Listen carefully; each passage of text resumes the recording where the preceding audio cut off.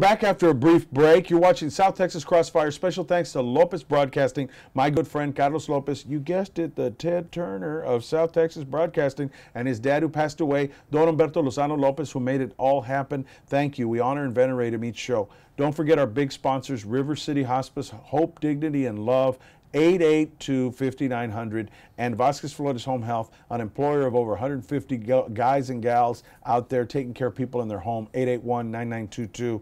And our greatest sponsor, God. Without him, nothing is possible. And we have a great guest on. I want you to pull the lever for him once more, and he's running City Council at Large, none other than David Loeb. How are you, David? I'm wonderful. It's great to see you, Joe. I gave you like 2 minutes notice, and you managed to come on. So thank you for that. Absolutely, anytime.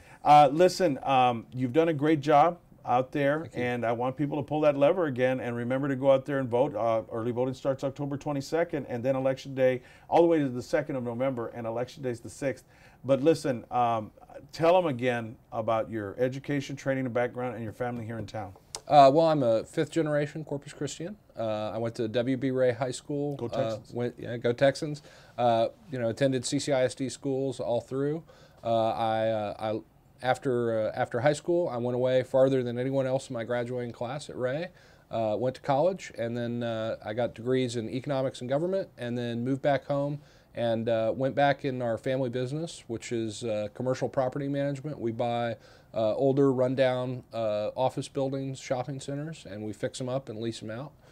My first job in that business, we joked that I learned it from the ground up, because my first job was when I was 14. I would spend my summers, 14 through about 18, I would spend my summers filling potholes in the parking lot. So I'm the only person running for city council, or the only person on city council that's filled a pothole professionally. Well, I love that. That's a great story. And it's not only you're downplaying it, but it's not just the rebuilding of buildings and stuff. It's the putting together jobs that it creates. Yep. It's bringing a community together. Tell us about some of the more exciting projects you're working on. I know that you've handled all sorts of commercial properties.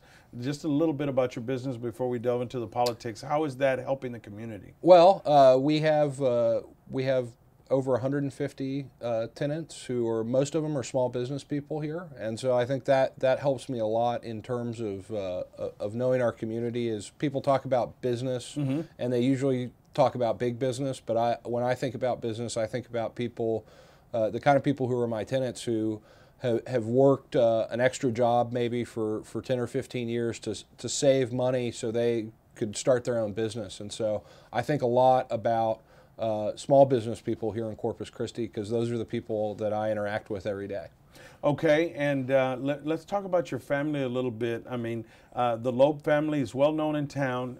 You've got great name ID, but what exactly, you've talked about the 5 generations. How has your family been with the campaign, helping you out? And tell us a little bit about your family. I know Leon, very good man. My dad, of course, started the business we have. My grandfather ran Caffey Lumber, which was also my great-grandfather's business. No way, that's you? That was on Agnes Street across from Galvan Music for many years, and that was kind of, my dad grew up on the west side in the lumber yard, going and helping people get building products. People need to know these stories. Yeah, and my stepmother is Gail Loeb, who's the first assistant district attorney. She doesn't mess around, let me tell you. She's a good lady, great prosecutor. And my mother is a school teacher in Houston. She teaches at DeBakey High School for Health Professionals, and she teaches social studies. Wow. And so they've been great. I have brother and sister in California, and they've been very helpful and come back in a couple times to help me campaign. But no, my family's been great. Now, of course, my wife Heather, who's from Dallas originally, but who I convinced to move down to Corpus Christi and get married. She's been wonderful. She's my treasurer. She does all my social media, my website stuff, and she works at a company called USDM.net here that does corporate and destination marketing websites all over the country. Well, that's awesome. It's great to have that resource and your volunteers, the people that are helping you. Now, when you've been knocking on those doors, it's at large. So this is the big picture. This is not just a district. You're looking Right. at the whole deal. So you're getting a cross reference of everybody. What are you hearing when you're going out there and knocking on those doors? I would say the most important thing that people all want is they want somebody who will make decisions with integrity. That they want honest people who will really study the issues, who will listen. You know, all my push cards have my cell phone number and my email, and I get back to people when they call. And I think people really appreciate that. On specific issues, I think people always want to see what we're doing to grow the economy. They always want to see how we're improving neighborhoods, how we're taking care of our streets, our infrastructure, and also, you know, people are concerned about utility bills. Okay, and let me ask you this. You've already been on, you've got the experience. What has that experience been like that you're going to build on another term? Well, I've really enjoyed my service on council. I think I was the one new council member that got elected, so it was a little bit of it was a little hard sometimes to change direction of where we were going, because you know there were a group of 8 council members who had been there the previous 2 years. You were the freshman at the time, and yeah. so I was the freshman. So I think this next term we're going to have a new mayor. And then we're going to have at minimum 4 new city council members. Wow. So I'm really looking forward to kind of growing into a greater leadership role. I think I've done a good job of leading on some issues, but I'm really looking forward of kind of leading the new round of council members as somebody who has experience but hasn't been there a very long time. Well, what are the big issues that you are passionate about that you want to see this city move forward on? I think we have to be really strong on protecting our bases in this next council term. We have a lot of work to do to make sure that we don't have encroaching development on those bases. We have a lot of work on water supply and making sure that we lock down our water supply for the next 25, 30 years. Also, our street plan, we're going to have to execute that and execute it in a way that benefits the community, and then continue to make good decisions and find ways to save money so we can make the basic services that people pay for better. You know, I think that a lot of times we get stuck in, you know, the sexy issues that are on the front page of the newspaper, and we forget that people pay their utility bill and their taxes so they have police and firefighters show up at their house if they need them, or that they have good trash service, or that if there's a code enforcement problem in their neighborhood, there's somebody there to take care of it. So I spend a lot of my time focused on those issues because I think that's why people pay their taxes and pay their utility bills, is to get good quality basic services. Well, and a lot of people, I want to underline this, we had on a couple of other people, Mr. McGill and some other people that came on, that we need to underline that there are cities going broke in America. Yes. That we are prospering. There are people that are saying out in Detroit and other areas, the cops aren't even going to come if it's just a routine break-in into my car. You know, they're going to turn out the street lights. Garbage pickups maybe once every 2 weeks. So all that infrastructure we're taking for granted here, we are thriving. What's good about Corpus Christi? We hear what's bad all the time, but tell us about the good. What's great about Corpus Christi now is that everywhere else they're trying to find jobs. Here we have jobs that are coming. In a variety of business sectors, we have a large industrial boom with the Eagleford Shale, and so our challenge, which is different than everywhere else in the country, is training the people in Corpus Christi to be able to do those jobs. You know, because if we don't, then those companies will import people, and this is a huge opportunity for us to lift a lot of people out of poverty. And what we've done as a council, and what we're going to keep doing if I get reelected, is we're going to keep investing with our educational institutions, whether it's Del Mar, A&M Corpus Christi, or the Craft Training Center, or any other organization that will take people with not a lot of skills and train them to give them the skills so they can do the jobs that we're creating and that business is creating. The young men and women out there and their parents and people not so young like myself, but that want to do something different with their lives, the Craft Training Center and what you've mentioned, how can they get involved in that? That is so important. Well, can they call you up and find out about it? If they can call me up, my cell phone number is 877-0474. Craft Training Center, if you just if you look them up on the internet or in the phone book, give them a call and find out when they're doing classes. The investment that we made with industry, we partnered with industry this last council term, and we made an investment to double the size of that facility. And it wasn't because that was for fun, it was because there is demand enough for people to go through those programs.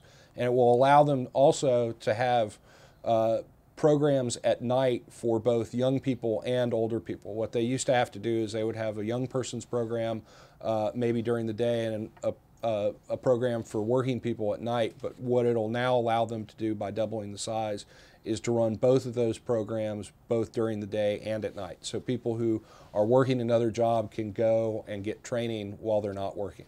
Well, it's amazing that we don't hear enough. That's why I invited you on, because I wanted somebody that has been there, that has been on the council, that grew up here 5 generations, and that has come on, you know, as part of the community, starting with the filling of the potholes. Yep. And but on the other hand is, people don't hear that they say Corpus is a bad place. You've just underlined, and I want to, you know, I want the special effects, Dave, like echoing there. We have a bad, we don't have a bad problem. We have a good problem. There's going to be so many jobs we don't know how to fill them. So get involved with Mr. Loeb. Get involved with his campaign. Call him up. The number on your screen, and there's going to be the Facebook ID there where to find him. But get involved with David Loeb, because he's helping out the city grow. Okay, we're knocking on the doors. I'm sure you've knocked on a couple of thousand doors already, at least. Yeah, campaigning's tough. My hat's off to you. Knocking again. Okay, somebody at the door and says, yes, and you are, and oh, you're running another politician. What would you tell them? Why should they vote for David Loeb yet again for city council? I always do my homework, and I always listen to people. I keep my cell phone and my email address posted on the city website.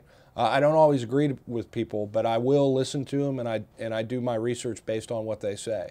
And so whenever I walk into a council meeting, the decisions I make in a council meeting are the best ones possible, because I've looked at it from every angle. I've never shut anybody out by saying, you know, I'm not going to call you back because, you know, you're different than me. And so I make the best decision that I can given all the information that I can find on it. And people are very responsive to that. I believe in moving us forward. I believe in rebuilding our neighborhoods. I've devoted my professional life to doing that. I believe in making sure that we have great infrastructure and that we treat businesses and business people right. Because I know from my experience in business that business people aren't always rich millionaires. A lot of the time they're people who've, middle class people who've worked really hard and have a lot of support from their families to be able to start a business because that's their dream. And I believe that we should always respect that and make sure that those people are treated just as well as somebody who's investing a lot of money, because having small business people is a backbone of our economy and our community. Those people give a tremendous amount back to our schools, to our neighborhoods, to our churches. And so I'm a people candidate, and I'm for everyone, and that's why I think I'm a great choice for an at-large council member.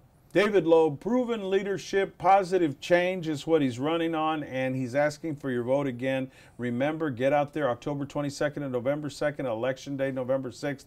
This program's going to be running till then. When you get out there, it's a long ballot, but remember that name, David Loeb, for City Council. And remember that your vote is your voice. Su voto es su voz. Si no pueden votar, no pueden quejar después. And remember that also it's so important to get out and get involved in a campaign. I can't stress enough for young people and not so young to give David a call, see if you want to help out with the campaign. Once again, your phone number is 877-0474. Because I might play this on radio, and it's 877-0474, and my email is David Loeb, spelled Loeb, @live.com.